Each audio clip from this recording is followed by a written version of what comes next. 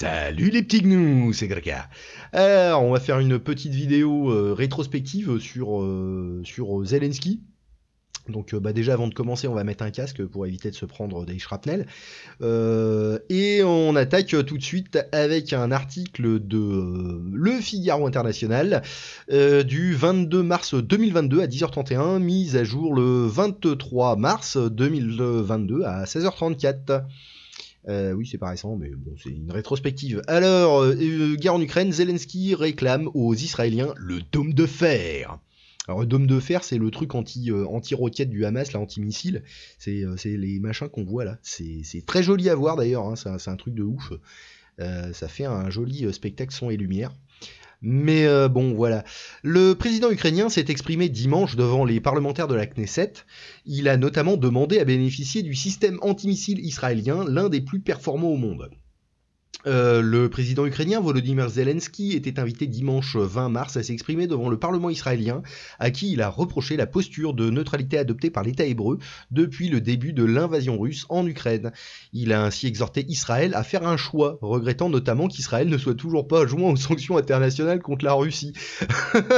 Alors, j'ai envie de dire, mon coco, si chez toi t'avais pas eu des gugus qui taillaient des croix gammées un peu partout, peut-être qu'ils auraient été un petit peu plus copains. Mais bon, admettons. Moi je dis ça, je dis pas grand-chose. J'en étais où? Ouais, Zelensky a également réitéré sa demande de fourniture en armement pour repousser l'armée russe, mais a cette fois explicitement précisé sa requête auprès des parlementaires, selon le Jérusalem Post.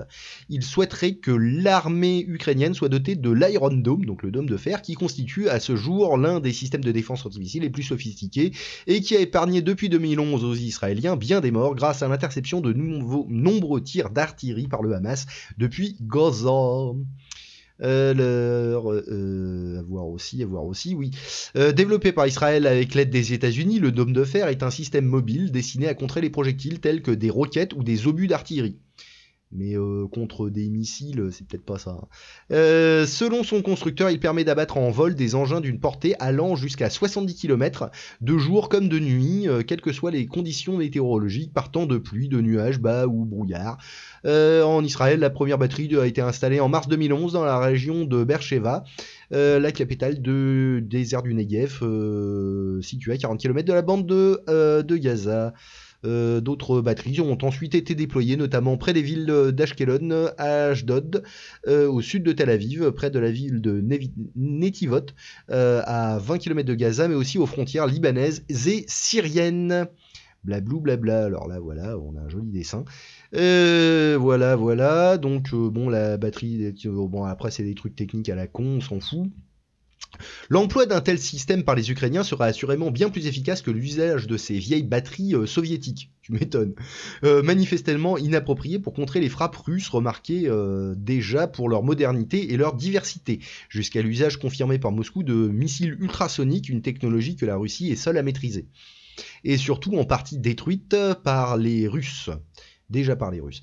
Certes, l'Ukraine a probablement reçu depuis des missiles sol-air Stinger, mais force est de constater qu'elle ne parvient pas à ce jour à empêcher les frappes russes sur son sol. Alors je fais une petite digression là vite fait, mais en fait ils ont reçu des Stinger, ouais, mais ils ont reçu, alors je sais plus quoi, c'est la version anglaise qui est assez foireuse, et les trucs qu'ils ont reçus, en fait ils ont pas les nouveaux systèmes de guidage.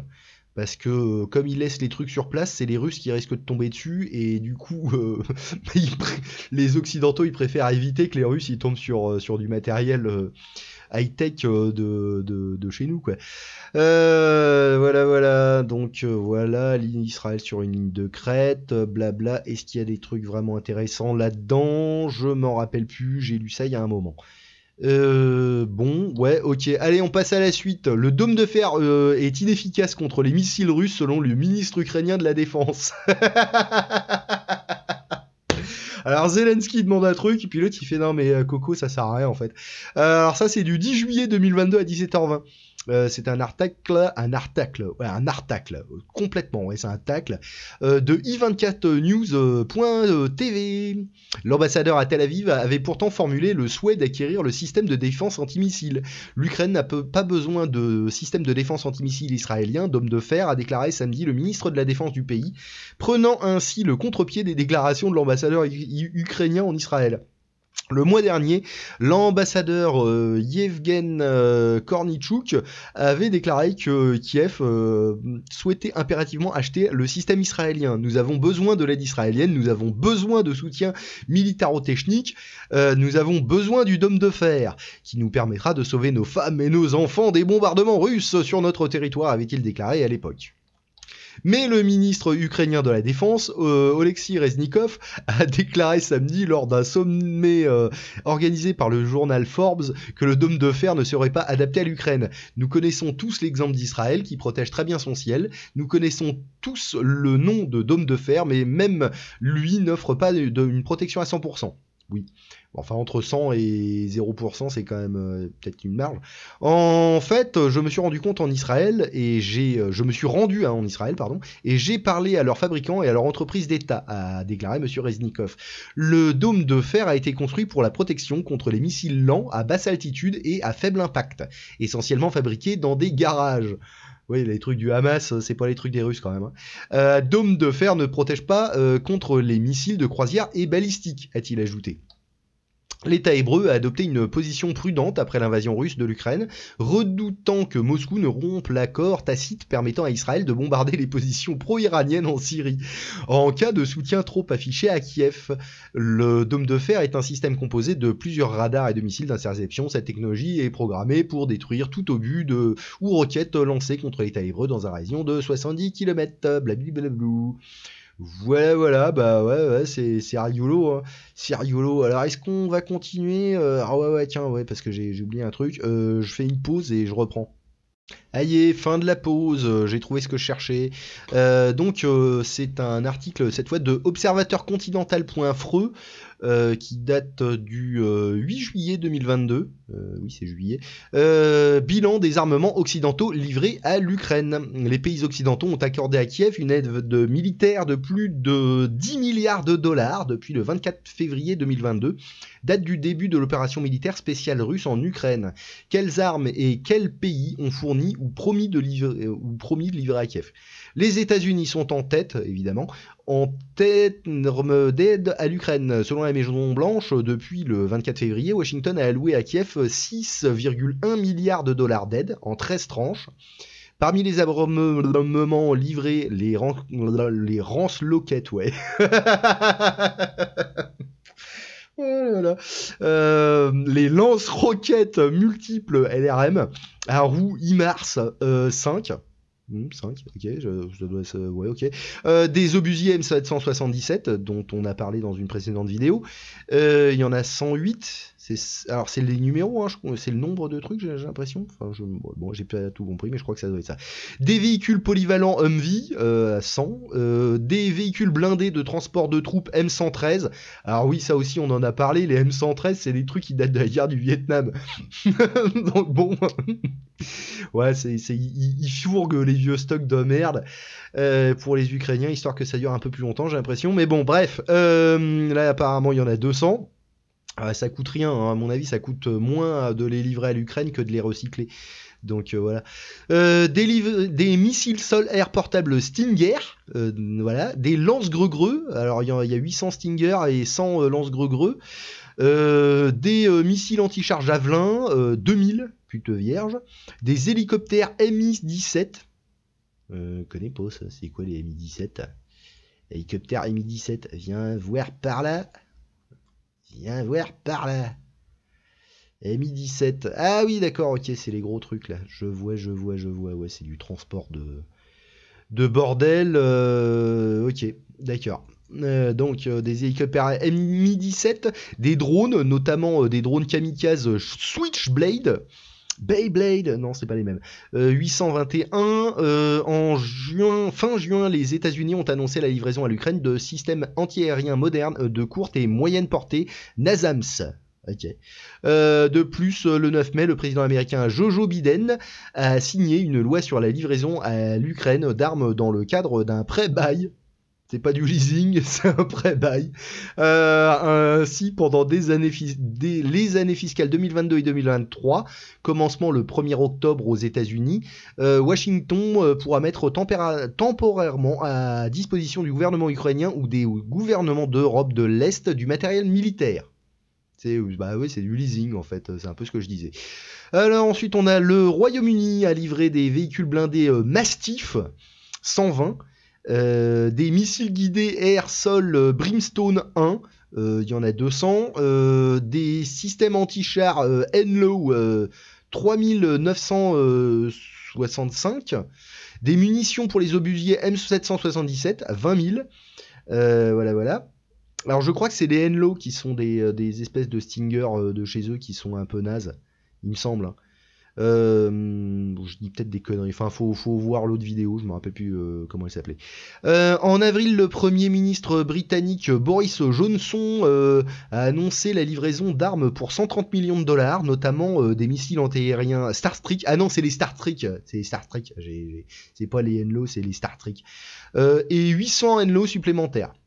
Et en juin, le secrétaire à la défense Ben Wallace a confirmé la fourniture à Kiev de lance-roquettes multiples M270 MLRS. Au total, Londres a accordé à l'Ukraine une aide de 2,8 milliards de dollars. Ensuite, on a l'Allemagne à livrer à l'Ukraine des véhicules de combat d'infanterie, 14, des systèmes anti-aériens Strela, 2700, des lance-roquettes anti-chars Panzerfaust, 3. Les premiers, c'était pas... c'était sous l'égide d'un certain petit moustachu. Il y en a 900 quand même. Des missiles anti-aériens Stinger, et ils en fabriquent aussi apparemment, 500. Des mines anti-chars, 15 000. Des munitions d'armes d'infanterie, 16 millions. Des mitrailleuses MG3, il y en a 100. Des grenades à main, il y en a 100 000, des casques, 23 000, et 178 différents véhicules. En juin, le gouvernement allemand a publié le plan de fourniture à venir qui inclut notamment 30 canons anti-aériens automoteurs Gepard, le système anti-aérien Iris-T, 3 lance-roquettes multiples Mars, 22 camions et 80 pick-up. Des pick-up, tiens. Ils veulent faire comme les mecs de chez Al-Nosra, là, mettre des 12-7 dessus et... Ouais, ok. En tout, Berlin a accordé à Kiev une aide à hauteur de 1,39 milliard d'euros. Boudoudous. L'Espagne a fourni des véhicules blindés Ultro Vamtac 20, des lance-roquettes anti-chars, 1370 pièces, des cartouches de fusil et de mitrailleuses, 700 000 bordel, des mitrailleuses légères, des médicaments, des casques et des médicaments. Ils ont envoyé 2 fois des médicaments. Ok. On sait pas combien ça coûte tout ça, mais bon bref. La France a commencé à livrer en mars à l'Ukraine des canons automoteurs César, 19 promis, et des missiles anti-chars Milan. Monsieur Milan, il y en a 40. Fin juin, le ministre français des armées, Sébastien Lecornu, il a un bon nom lui, a annoncé une aide supplémentaire. Les nouvelles livraisons comprendront un certain nombre de véhicules blindés VAB, des canons César et des missiles anti-navires Exocet. En Italie, le ministre de la Défense Lorenzo Guerini a déclaré que Rome avait envoyé à Kiev des armes anti-chars, des systèmes anti-aériens de très courte portée, des mortiers, des munitions, des systèmes de transmission, des moyens de protection individuelle, un frigidaire, une armoire à cuillère. Ok, plein de trucs. Alors, on va peut-être pas tous se les faire, hein, parce qu'ils ont envoyé quoi ? Il y a quoi ? Il y a la Grèce qui a envoyé des trucs aussi, des lance-roquettes, des LRM RM 70 tchèques. Je sais pas ce qu'ils foutaient avec, des BMP soviétiques. Alors ça sent les mecs, voilà, des AK-47, ça sent les mecs qui déstockent parce qu'ils en ont plein le cul de garder des merdes. La Belgique, des fusils d'assaut FNC quand même, des trucs un peu moins brancos. La Pologne, des mortiers LMP 2017 de 60 mm, donc ça je crois que c'est des vieux trucs aussi. Voilà, des chars T72, ouais, bon, c'est bien ce que je disais, c'est des vieux trucs. Donc ça, encore une fois, c'est du déstockage. Le Canada a fourni à Kiev des obusiers M777. Donc je crois qu'ils doivent avoir fait comme les Ricains, de pas avoir fourni les systèmes de guidage dernière génération, pour pas que ça tombe dans les pattes des Russes. La République tchèque, alors ils ont fait quoi? Bah ils ont fait du déstockage aussi, ils ont carrément filé des T-70.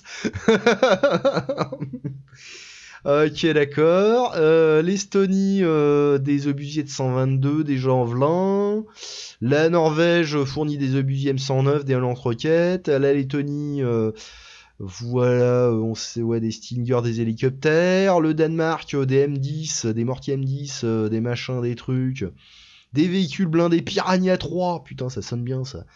Ça fait méchant. Des missiles anti-navires Harpoon avec des munitions. C'est mieux avec les munitions, oui. Voilà, l'Australie a fourni des kangourous. Non, des kangourous, ça pourrait être drôle. De la viande de kangourou, tiens, pour nourrir les mecs. Ça peut-être pratique. Ou des lapins, il y en a trop en Australie. Bon, bref, ils ont envoyé des M777 hein, et des blindés Bushmaster, je sais pas ce que c'est. Et des M113. Donc les vieux trucs de la guerre du Vietnam, hein, il y a un peu de déstockage aussi. La Suède a envoyé à l'armée ukrainienne des lance-roquettes anti-chars AT4. Bon, ok. Je sais pas ce que c'est. Ok. Le Portugal a livré des obusiers de 155 mm, des véhicules blindés M113, donc on est encore dans le déstockage. Des fusils automatiques G3, ouais, quand même. Voilà, bon, ok. Les Pays-Bas ont envoyé à l'armée ukrainienne des véhicules blindés supposément IPR 765, je ne sais pas ce que c'est. Des missiles Stinger, des casques, des gilets par éclat. D'accord, c'est même pas par balle, c'est voilà. C'est pour bloquer les graviers qui t'arrivent dans la gueule quand il y a une balle qui passe à côté. Des fusils de sniper. Et 30 000 munitions. Ok. La Slovaquie a fourni des systèmes anti-aériens S-300. Alors je note quand même, les Pays-Bas ont filé quand même des gilets par éclat. Là où en France, on peut pas leur enfiler parce qu'on a que ça à filer pour les soldats. À moins que c'est échangé depuis, mais je crois pas. Hein. La Slovaquie, alors ils font quoi? Des canons d'artillerie Dana, version Zuzana, si tu le dis. Ok. Blablabla, des hélicoptères Mi-17, un Mi-2, bon, ouais, pas grand-chose, quoi. La Slovénie, des chars T-72, donc, ouais, c'est encore des AK-47, bon, ouais, des stockages, tout doit disparaître. Là, en Finlande, des fusils automatiques, on sait pas ce que c'est, avec 150 000 cartouches, quand même. Des fusils anti-chars, des rations de combat, d'accord, à base de phoques, ou je ne sais. Blablabla, et des gilets pare-balles, eux ils filent des gilets pare-balles, bien. Sinon la Turquie a mis en place avec l'Ukraine la production conjointe de drones de combat Bayraktar TB2, quel nom. Le Luxembourg, ils ont de quoi filer des armes, a fourni des moyens anti-chars sans des véhicules Jeep Wrangler. Ah merde, ils auraient pu filer des Willys, ça aurait été plus drôle. Des tentes militaires, 15. La dèche. Oh non. Les mecs ils te filent 15 tentes Quechua. Oh non mais sans déconner. Ah, j'en peux plus.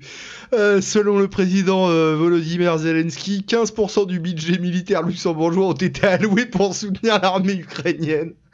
15%, c'est 15 tentes, 3 jeeps et des moyens anti-chars, quoi. Oh là, les pauvres luxembourgeois. Ah, mais à ce niveau-là, fallait rien donner quand même, les gars. C'est des... Oh, alors la Croatie a déclaré en février qu'elle enverrait à Kiev des armes d'infanterie et des équipements de protection pour 16,5 millions d'euros. Ils ont dû se ruiner les gars. La Macédoine du Nord a également apporté son aide à l'Ukraine sans préciser quelle aide il s'agit. D'accord. L'Autriche, la Bulgarie, la Roumanie, l'Irlande ont livré à l'armée ukrainienne du carburant, des gilets pare-balles, des casques et des médicaments, alors que la Hongrie et Malte se sont contentés d'envoyer seulement des médicaments. Oui, bah en même temps, tu vas pas trop leur en demander. Enfin, bon. Déjà là, le Luxembourg, vous top. C'est magnifique. Bon bah ouais, bah écoute, hein, moi je vais m'arrêter là-dessus parce que c'est déjà assez long. Voilà, bah, c'était bien rigolo tout ça les petits gnous, donc oubliez pas, pouce bleu, machin, fagocité, l'algorithme les enculés, et puis à plus dans le bus. Bisous bisous.